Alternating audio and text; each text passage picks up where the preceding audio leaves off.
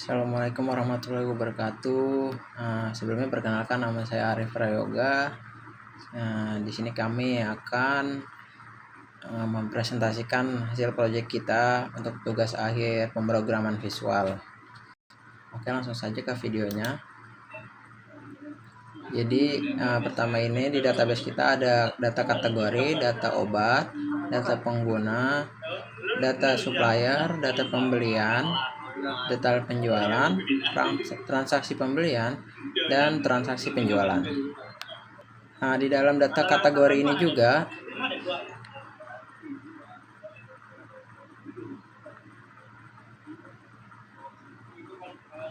ada berbagai macam database-nya sendiri, yaitu ada ID kategori, nama kategori, kategori usia, sama golongan obat.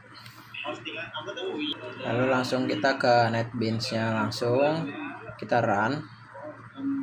Nah, ini user interface untuk loginnya atau panel loginnya.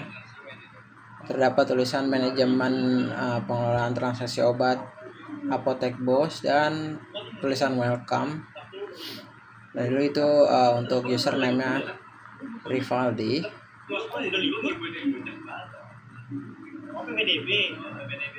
Nah, ini passwordnya.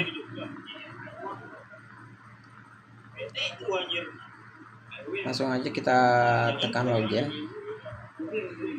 Login berhasil, sudah terlihat tadi ada notifnya. Lalu ini untuk tampilan indeksnya ya.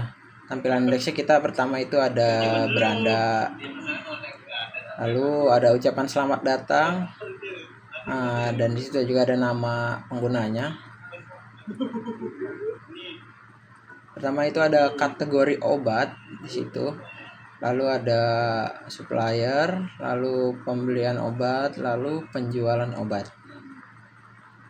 Lalu sini juga ada akses menunya. Untuk akses menunya itu sendiri itu ada data kategori, data supplier, pembelian obat, data obat, dan penjualan obat. Lalu di situ juga ada untuk laporannya atau reportnya itu sendiri. Mungkin sekian dari saya, dilanjutkan lagi oleh teman saya selanjutnya. Baik, di menu kategori obat kita punya kode, nama kategori, usia, dan golongan obat. Kita bisa klik di bagian tabelnya dan kita bisa rubah isi tabelnya, atau kita bisa tambah juga. Misal paracetamol,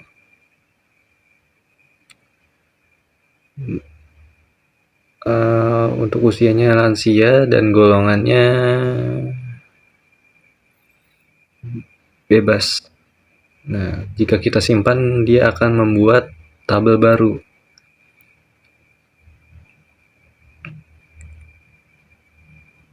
Nah, dia muncul paling bawah ya guys ya. Jika kan ini masih salah nih namanya, jika ingin mau merubahnya, kita klik dulu. Kita rubah namanya, misal paracetamolnya tadi salah kan, kita klik ubah. Nah, maka dia akan berubah datanya. Contoh di sini saya akan menghapus satu data, contohnya obat batuk. Nah, di sini ada 2. Saya ingin menghapusnya. Nah,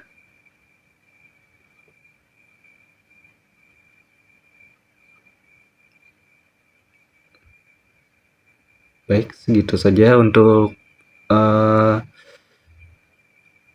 fitur kategori obat. Selanjutnya akan dijelaskan oleh teman saya. Selanjutnya saya akan menjelaskan menu data supplier. Dalam data supplier terdapat ID, nama supplier, nomor telepon, email, dan alamat.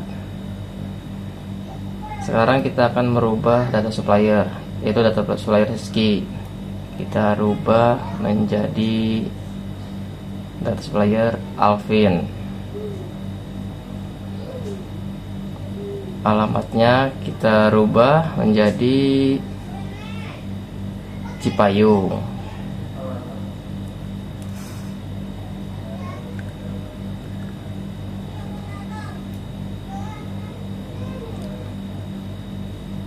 Lalu nomor teleponnya juga kita rubah.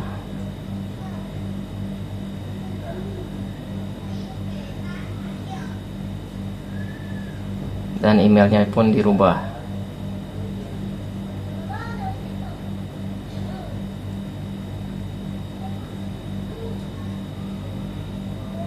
Setelah dirubah, kita klik simpan.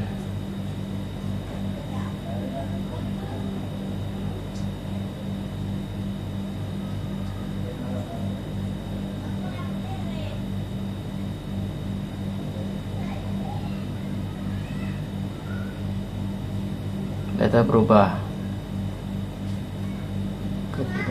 Dan sekarang kita akan merubah alamatnya menjadi Bogor. Setelah dirubah, kita klik ubah, lalu simpan. Ingin mendemokan pembelian obat ya. Di situ ada ID pembelian, ID supplier, tanggal pembelian, total biaya, estimasi biaya, check out, cari suppliernya. Di situ ada tanggal, total biaya dan sebagainya. Di sini kita buka dulu ya ID pengguna, misalnya 3001 di tanggal 4 Juni 2025. Total biaya 310. Kita check out kembali ya. Misalnya kita ketik bodrek ya, margin bodrek, misalnya jumlah 1, harga beli 1000, masukkan. Dan itu ada di detail transaksi, dan itu otomasi ya sistemnya, karena itu sudah terkoneksi database secara e-report otomatis. Nanti membaca tabel transaksi tersebut, misalnya kayak paracetamol dan sebagainya, kita koneksi, kita simpan. Lalu kita check out kembali. Paracetamol kita ketik ya, inputannya di nama obat, di jumlahnya kita ketik 5, harga beli misalnya 5.000 ya, 5.000, subtotal dia akan terkoneksi dengan harga 25.000. 5 dikali 5, 25. Dia membaca variabel daripada otomasi sistem tersebut. Oke, selanjutnya ada data obat. Di bagian atas layar ada kode. Setiap obat memiliki kode unik untuk memudahkan identifikasi. Terus ada nama obat, diisikan nama obat yang akan dimasukkan ke dalam sistem. Terus ada ID kategori, pilih kategori obat, apakah itu obat tablet, kapsul, atau jenis lainnya. Kesatuan, tentukan satuan obat seperti tablet atau kapsul. Selanjutnya ada jumlah, masukkan jumlah stok yang tersedia untuk obat tersebut. Selanjutnya ada harga beli dan harga jual, masukkan harga beli dan harga jual di form tersebut. Terus ada tanggal kadaluarsa, diisi untuk mencatat tanggal kadaluarsa obat tersebut.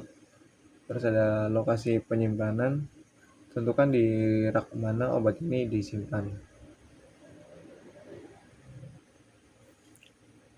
Oke, selanjutnya di bawah ada tabel. Di sini semua data obat yang telah dimasukkan akan muncul, lengkap dengan rincian seperti nama obat, kategori, satuan, harga beli, harga jual, jumlah stok, tanggal kadaluarsa, dan lokasi penyimpanan. Oke, selanjutnya ada beberapa tombol yang berada di bawah tabel. Satu ada simpan. Tombol ini untuk menyimpan data obat yang baru dimasukkan atau setelah melakukan perubahan. Terus ada tombol ubah.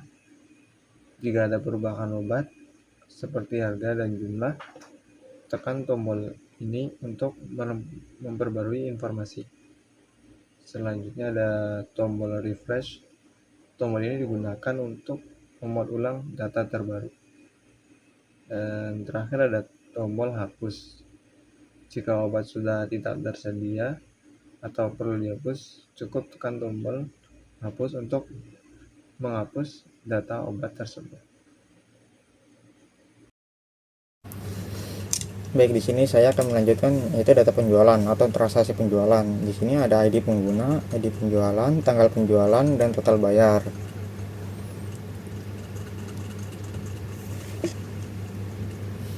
Dan di sini saya ingin menginput tanggal penjualan dari 23 Juni 2025 menjadi 5 Juni 2025 dan total bayar 38.000 menjadi 37.000. Kita input transaksi. Sini saya ingin menginput nama obatnya yaitu paracetamol. Jumlahnya 10. Harga jualnya 50.000. Kita simpan. Di sini tidak bisa, harus dilengkapi terlebih dahulu. Kategorinya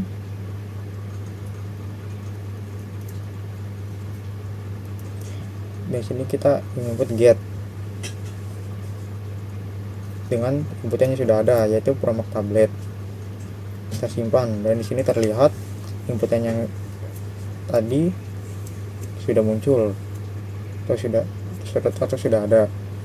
Selanjutnya kita menginput vitamin C 1000.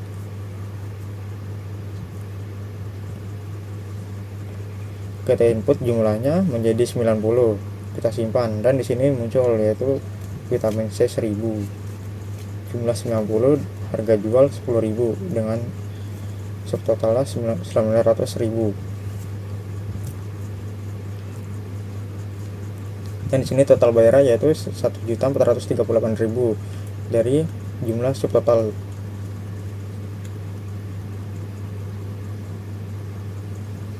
Dan di sini saya ingin mengubah total dari vitamin C 1000 menjadi 800.000.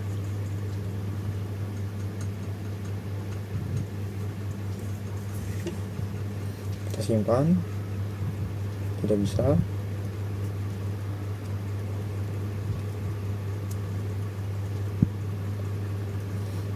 Dan sini kita ubah jumlahnya yang tadinya 90 menjadi 9.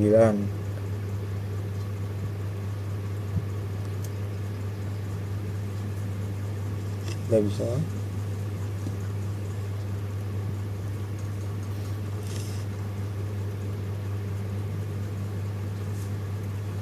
Dan terlihat sudah ada yang tadi kita input.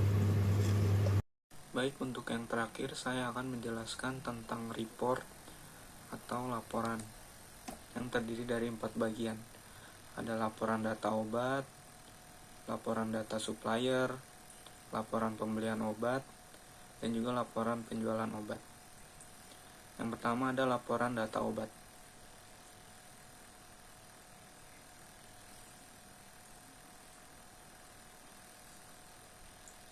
Laporan data obat terdiri dari kode, nama obat, kategori, satuan, harga beli, harga jual, jumlah, expired, dan penyimpanan yang sesuai dengan database aplikasi apotek data buas yang kami buat.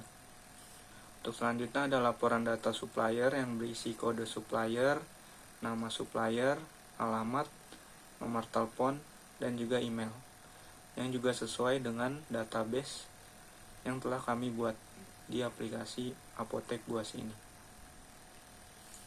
Dan selanjutnya ada laporan pembelian obat yang berisi ID pembelian, tanggal, ID pengguna, kode supplier, nama obat, kategori, jumlah, harga beli, subtotal, dan total pembelian. Untuk yang terakhir ada laporan penjualan obat, yaitu berisi ID penjualan, tanggal, ID pengguna, kode obat, nama obat, kategori, jumlah, harga, subtotal, dan total bayar. Baik, cukup sekian demo program aplikasi Apotek Buas dari kelompok kami. Assalamualaikum warahmatullahi wabarakatuh.